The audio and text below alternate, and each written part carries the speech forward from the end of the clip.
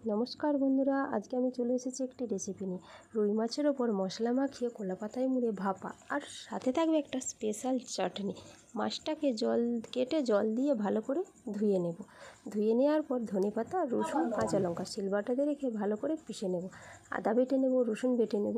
কলা পাতার উপর মাছ রেখে লবণ, হলুদ, আদা বাটা, রসুন বাটা, চিকেন মশলা, লঙ্কা গুঁড়ো, অল্প ধনে গুঁড়ো, কাঁচা তেল দিয়ে ভালো করে উল্টে পাল্টে মাছটাকে মেখে নেব।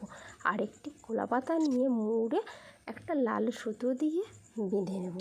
চাটনিটা রেডি করে নিই বাটির মধ্যে।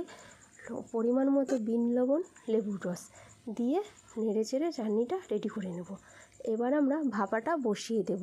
এই দেখুন বন্ধুরা, আমাদের ভাপা হয়ে গিয়েছে। আজকের আমার রেসিপিটা ভালো লাগলে অবশ্যই আমাকে কমেন্ট করে জানাবেন এবং আমার চ্যানেলটি লাইক, শেয়ার, সাবস্ক্রাইব করে রাখবেন। এই দেখুন বন্ধুরা, কি সুন্দর লাল লাল কালার এসেছে।